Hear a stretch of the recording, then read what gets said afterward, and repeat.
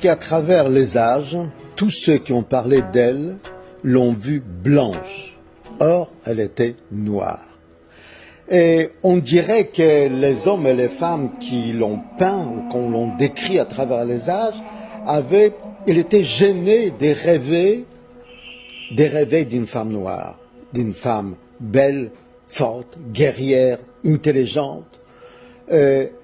Alors je pensais que ça valait la peine de prendre un pot de peinture noire et lui rendre sa couleur. Ce qui m'a intéressé, c'est de montrer comment une jeune noire africaine devient la première grande reine d'Afrique et comment elle rencontre le roi Salomon. C'est vers la fin qu'elle rencontre le roi Salomon.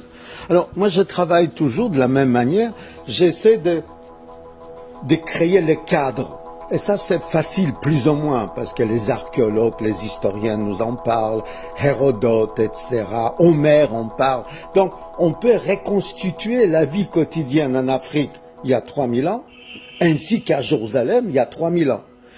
Quand vous avez le cadre, vous lâchez vos personnages et alors vos personnages vous prennent par la main et vous guident. Donc il y a cette aventure très très belle. Ceux qui nous regardent ont tous lu les Cantiques des Cantiques. C'est magnifique. C'est les plus beaux poèmes d'amour. Et il est écrit à 4 mains. C'est elle et lui et elle. Ils s'écrivent des lettres d'amour. Elle, c'est la reine de Saba. Lui, c'est le roi de Salomon.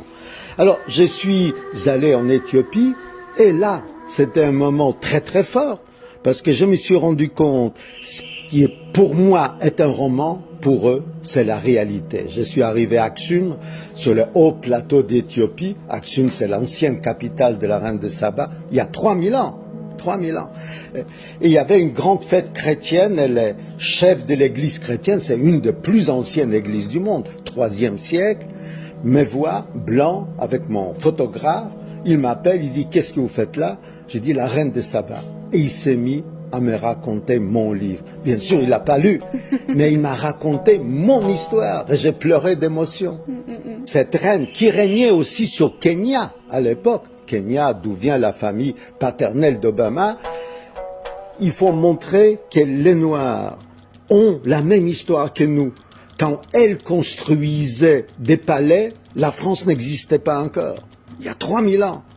Quand elle faisait construire des irrigations pour irriguer les déserts, pour transformer en désert, Paris n'existait pas encore. Donc, ça fait réfléchir ceux qui n'aiment pas les Noirs parce qu'ils pensent qu'ils sont des barbares. C'est important.